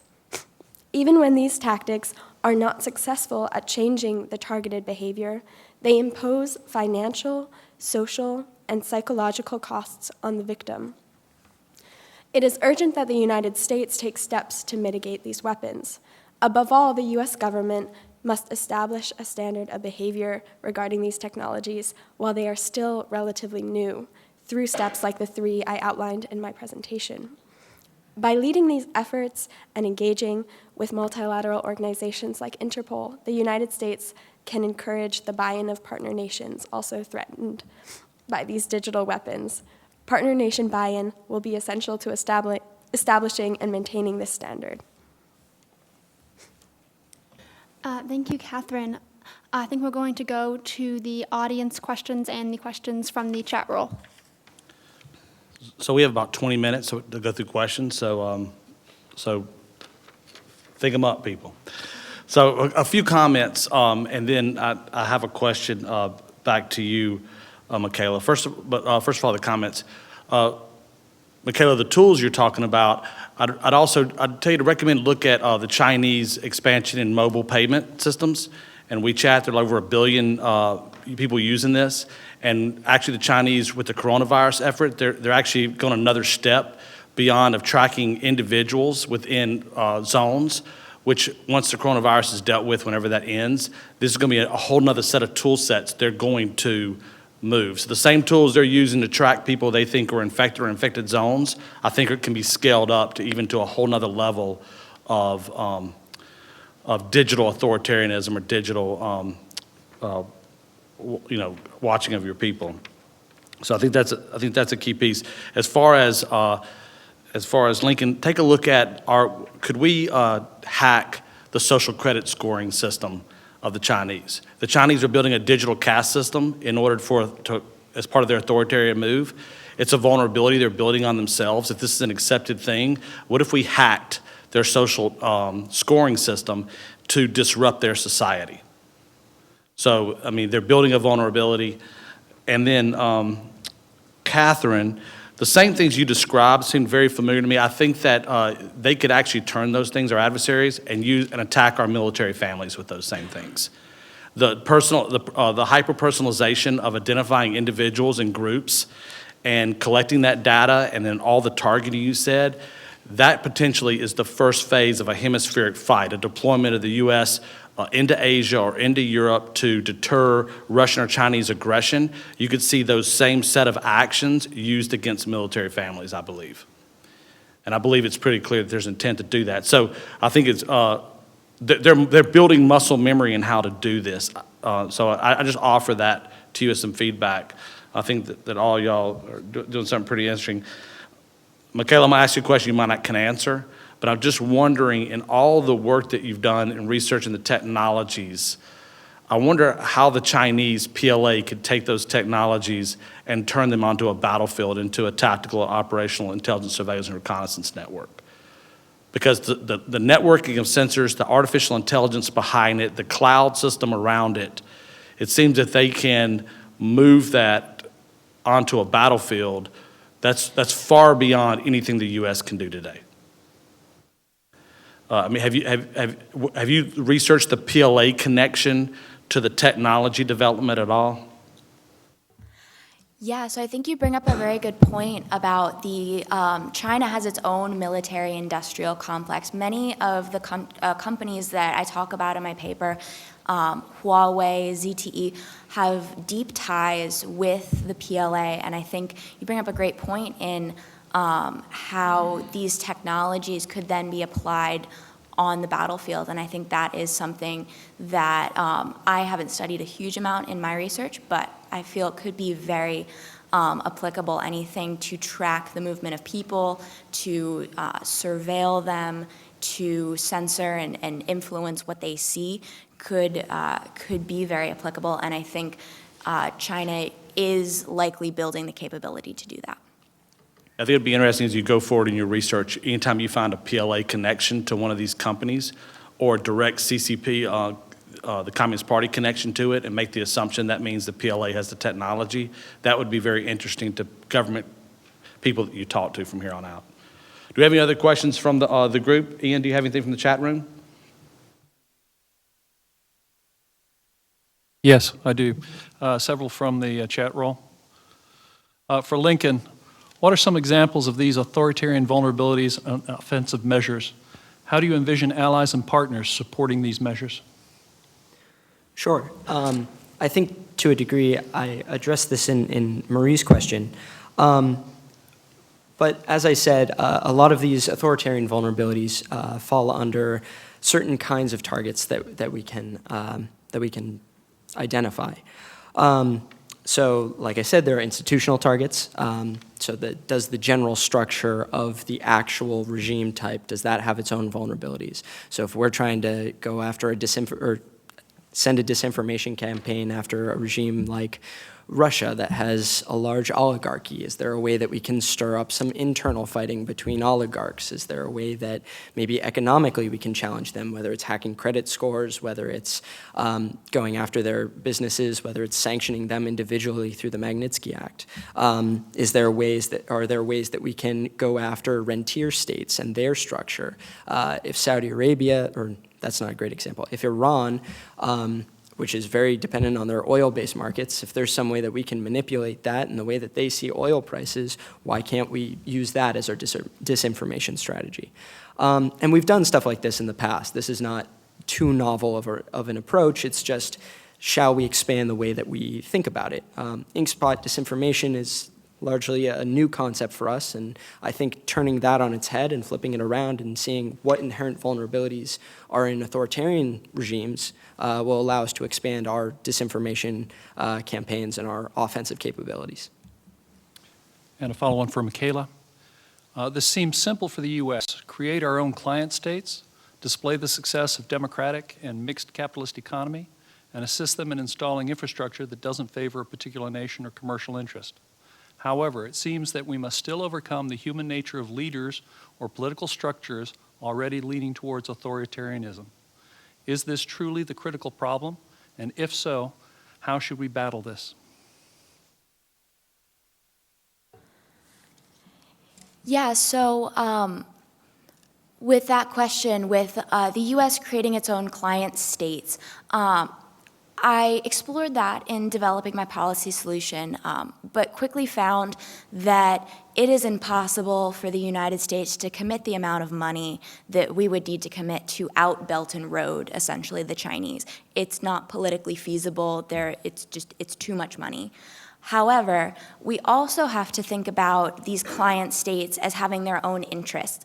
They have their own suspicions about China and about the technology that they're getting and about the potential for the Chinese government and the PLA to gain access to their citizens' data. And so I think we can capitalize on these countries' suspicions and work to put forward a package that would be beneficial to them and be beneficial to us. And so I think in developing a solution, we really do need to focus on these countries' internal kind of political calculations on accepting this aid.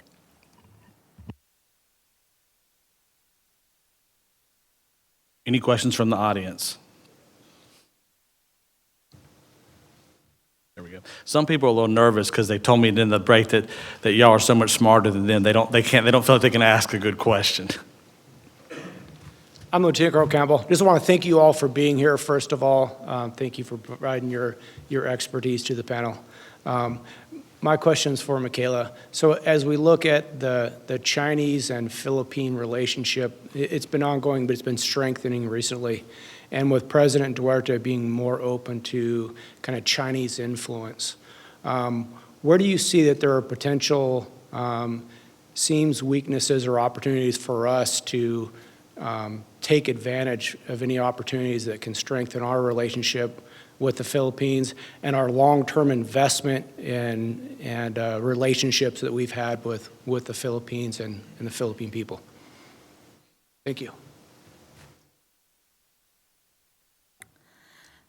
Yeah, so I'm going to confess I do not know a huge amount about the U.S. or the China-Philippine relationship, but I do think there are opportunities for the United States to maybe undercut the relationship there with China. I think, like you said, we have a long relationship with the Philippines, and we may be able to fall back on that. Additionally, I think the world knows that U.S. products and U.S.-backed Western companies tend to produce high-quality products, and I think there's still a bit of a bias around the world towards seeing China as producing low-quality products. And so I think that if the U.S. can leverage its advantage in high-quality tech when it reaches out to countries like the Philippines, we may be able to kind of undercut China there. Yes, we do. And I would add that the U.S. has no 5G alternative. So, I mean, that's the problem. Right now, the Chinese have a 5G that they can export globally, and we don't have an alternative. So until we have an alternative to that technology, that's where we're caught, because you're right. Generally, that's correct as far as the quality of the technology, but we don't have a competing product right now. You guys are awesome. Hey, so if you're a cop, right, somebody's got to commit a crime before you arrest them, or they have to collude, right, to commit a crime. And so a lot of what your panel talked about, we're ceding the initiative, if you will, potentially ceding the initiative to our adversaries. Michaela, you used the term deterrence. And then you talked about some policies and how we couldn't compete. If you think about the whole of the U.S. government, diplomacy, information, military, economic, how do we get ahead of our adversaries? How do we bring together all the instruments of American national power, not just those things under the control of the government, although the government can incentivize the economy? How do we pull all the strings we have at our advantage so that we can preempt or, as you say, offer an alternative? What does that look like within the realm of your research?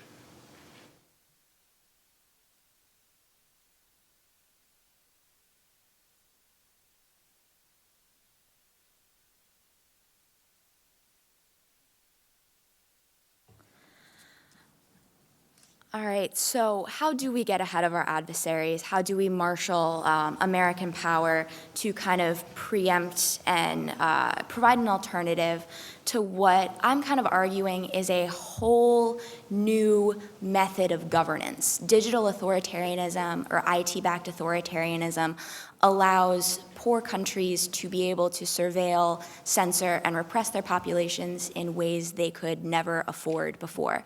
And it is our direct challenger now to our American, or our Western kind of sense of what liberal democracy is.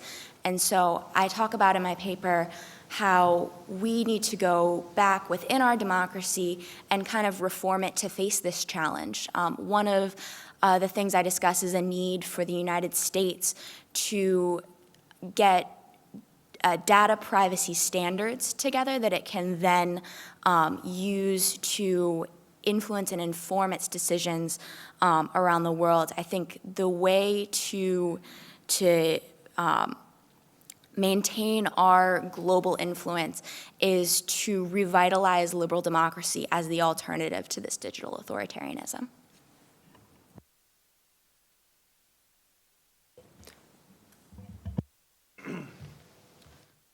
Hi, I'm Lieutenant Colonel Peter Sondergaard from the Danish Army. I don't have a question, but I do have a curveball. I think most of us in the area come from a Judeo-Christian value system. We think of democracy as the right thing. Liberal capitalism is good in our eyes. That's our experience. Coming from a European country, we've got hundreds of years of involvement from our kingdoms, which were authoritative dictatorships, to, at some point, becoming a democracy. You started out a little higher up on that curve, but you still got, evolved. So now, we expect our African and Middle Eastern countries, who come from a totally different background, to tie into those values that we think is right. Most of them, sir. Well, most of them. That's right. Also, our Russian and Chinese counterparts see the world in a different way. And they are tying more easily into the African and Middle Eastern countries because it's just, they're on that level on the evolutional stage. Not saying that they are not as evolved as humans as we are, but the whole society evolves in different ways, tribal and so on and so forth. So, the US and European do not control our industry as China and Russia does. Do we have a chance at all to compete in this world? Or do we need to look at our value system in a different way? Do we need to look at our truths in a different way to compete in this arena? Thank you. I think I will give the chance for all the fellows to very briefly answer this question if they choose to do so. So I think this is a great question, and I think it really does get at the heart of particularly this time with the fall of the Soviet Union and the rise of the United States as largely the sole superpower.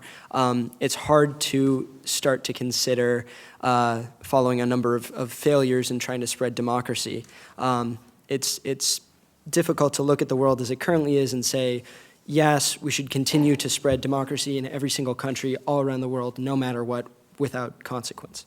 And I think China and Russia and their counter-ideologies to that would certainly support that opinion that, for a large part, trying to promote democracy around the world has failed.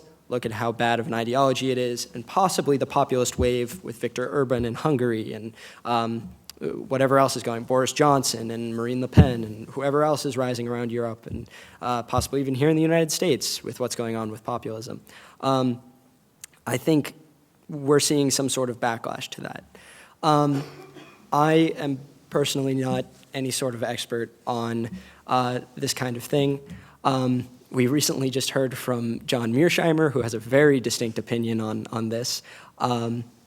So I think if you're asking my personal opinion, I would say that, yes, the West needs to reevaluate the way that we think about exporting our value system. I don't think we necessarily need to reevaluate is having human rights good. I think largely we still believe that. We still agree that that's a good idea, but I think we need to reevaluate the way that we think we should promote human rights around the world. I think our institutions are weakening in the face of cheaper alternatives like China, and I think that we certainly need to reevaluate the way that we think about how to send out a message of freedom and liberty and human rights around the world. So in terms of transnational repression, I don't believe that this phenomenon shows the weaknesses of liberal democracy, but rather, and perhaps this is a bit too optimistic, I think that it shows its strengths. Because many of these immigrants who are being targeted left their kin states because perhaps they were exiles or they simply wanted new opportunities for political freedoms and civil liberties, or they wanted more economic opportunity. And once they've been living in the United States or other liberal democracies, they begin to switch over to this different value system, as you say, and in fact, second and third generations are even more integrated into our liberal democratic value system.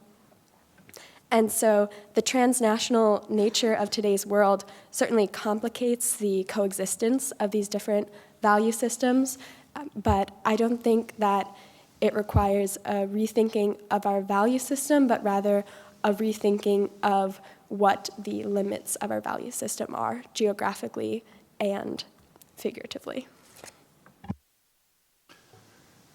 Catherine, we have a last question for you. Hold on. Michaela was going to respond to this I'm sorry, one, beg your pardon. and then we'll come back to you. Beg your pardon. So I think that digital authoritarianism as a challenger to liberal democracy is actually good for the United States. Liberal democracy has been challenged in the past, namely communism and fascism. And in both cases, people thought that these forms of governance would last forever. And we've seen that time and time again, authoritarian stagnation, where countries that adopt these practices do not move forward. We may see digital authoritarianism go this same way.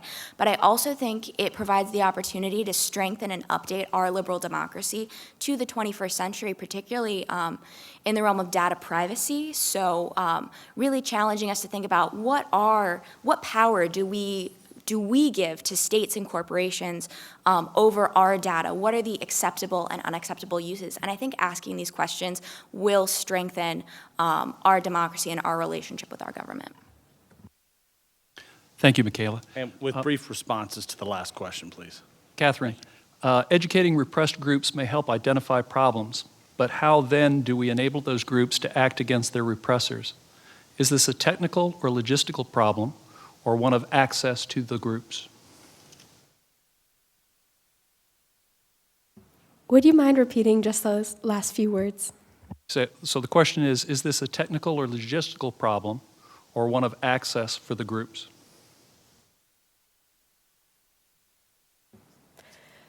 So I see this problem of sort of hardening the targets of transnational repression, both as a logistical and a more ideological issue. So on the logistical side, we're looking at improving personal cybersecurity. So this can be things as simple as not sharing confidential information over means that may be under surveillance.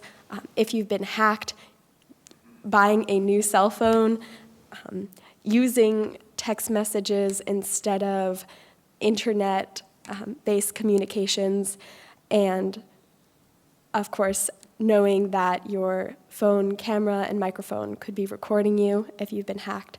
And then on the other side, I think that creating resilience in immigrant communities in the United States can form another important element of the United States response to transnational repression. So I envision this as grants to diaspora organizations, religious groups, youth groups that can help foster resilience in these communities, because as we know, community cohesion is the greatest protection to these kinds of attacks. And so essentially fostering this cohesion and fostering political engagement and civic engagement will harden targets against these kinds of attacks. Thank you, everyone.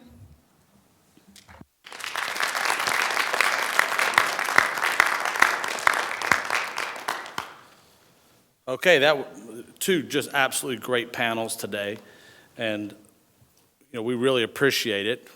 First thing I need to do is issue the swag. So really, Marie has everything Mad Scientist, but she did not have a signed book by Dr. Brin. So.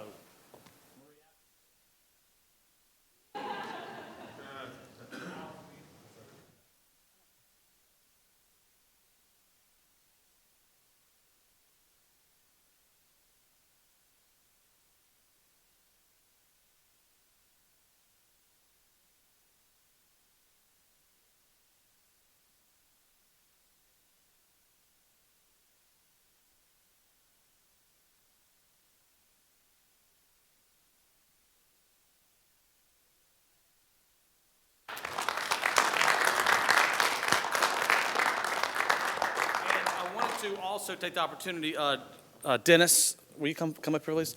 So Dr. Smith and Dr. Amy Oakes, who is not here today, they are, well, first of all, they're extremely lucky because they get to spend this time with these great young people, but they're the mentors for these individuals.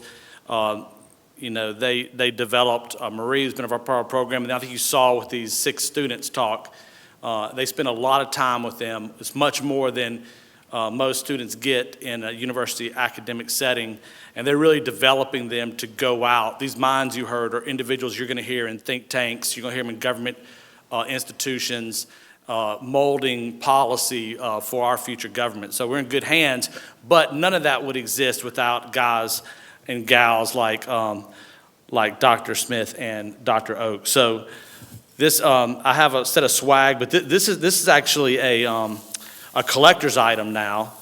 Is this is the cup here where you put hot water in and it comes up, and it's a Mad Scientist TRADOC G2 cup. There are very few left of these. So we have this, and we have your thing to put your security badge in there at William and Mary, and your piece to put in your office. This is dual-use technology. You can stand it up, or you can set it down and put your cup on it. So it's pretty awesome that way. So we really appreciate what you're doing every day for these young people. And Allison has a bag for you to take to Dr. Oakes, a gift bag to make sure you take to her. Well, mind if I? Yes, absolutely. So actually, when Maria asked me whether I wanted to speak, initially I said no because I'm inherently an introvert, right? But I'd like to thank Mr. Greco, TRADOC G2, Mad Scientists, for the warm reception that you've given us. It's truly heartening. When we started PIPS about 12 years ago, we argued and firmly believed that undergraduates can make a meaningful contribution to policy debates, that their creativity, their intelligence, their energy were an untapped national resource. And I've been thinking about something that Mr. Greco had asked the students about, kind of a unifying principle. And the more I thought about it, the more I thought, there was actually another unifying principle behind PIPS. The idea that the future and our ability to lead the future and shape the future was about our ability as a nation to think creatively, to think beyond what our adversaries are going to do to us, and to think creatively about the defenses. It was about concepts, and fundamentally it was about education, right? Educating ourselves. And the welcome that you all have given us has just reinforced that. I certainly feel for myself and Dr. Oakes and the students that we found kindred spirits. And William and Mary has always been an institution about education and shaping the future. And you have a partner in us, and we thank you. Thank you.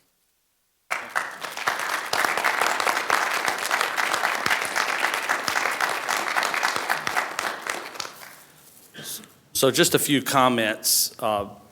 We really appreciate William and Mary, the PIPS program, and I do consider this to be this year wasn't a first date; it's a long-term relationship. And now, based on what people have seen, I think that people are going to be fighting to come and sit down with you and your students and your future students. But what I know as I listen to the topics today is that there are a couple of things. First of all, a lot of what you heard about today is all about the competition phase. If you're in here and you're from Futures and Concept Center or from TRADOC and you're spending your time thinking about the competition phase and multi-domain operations, all of this piece you heard, this isn't deep future. This stuff is emerging today and it's advancing rapidly. It's not going to wait for a force in 2035. It's going to be there for the 2035 force. It's there for the force in the field today that they would deal with. If we deployed next week to deter aggression from a near-peer competitor, many of the things we heard about today we would face. It might be in its nascent stages. It might not be as effective. It might not be as precise, accurate, to scale, but we would face it. But it's only going to get more in that direction.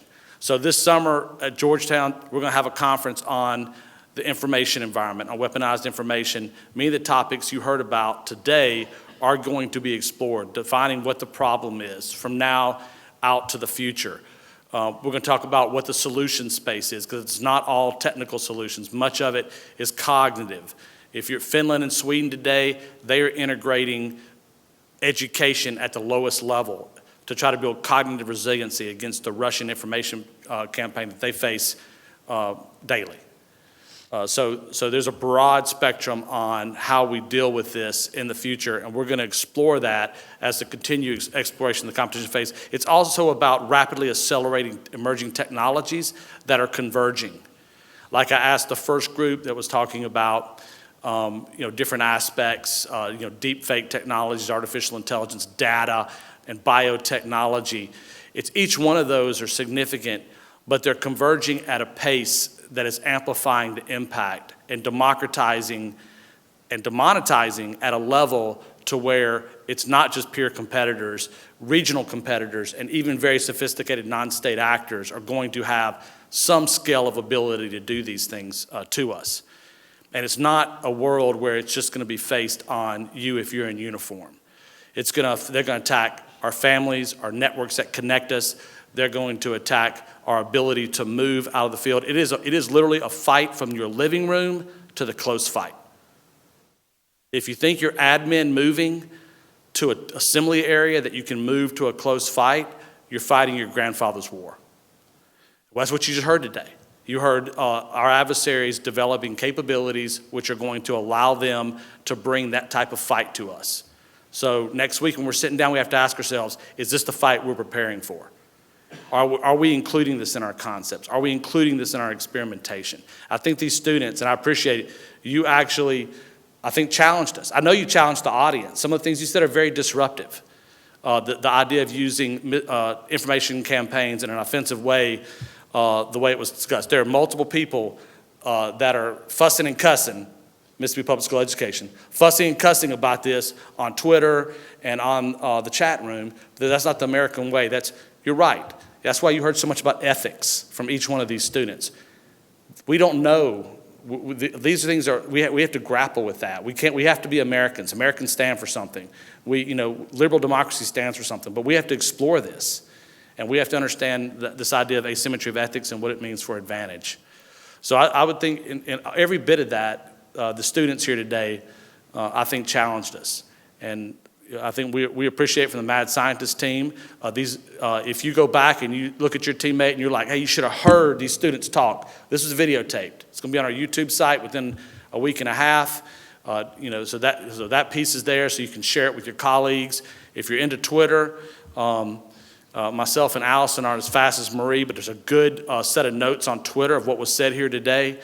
And as we go forward, and we're going to write on this as well.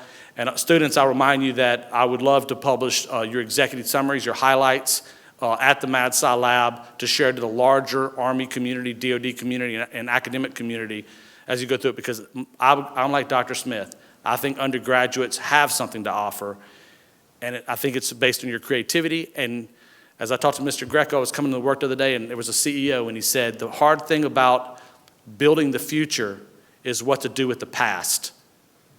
A lot of us in this room have trouble thinking about the future because we have a past. Well, Generation Z, they have a past, obviously. They're 22 years old, but their past is different than ours. So they might be a little more creative because they don't have the anchor of the past that we have. So think about it. I'll leave you with that. Your last thing today is the hard thing about building the future is what to do with the past. Have a great day. Once again, thank you to William & Mary, and let's continue learning.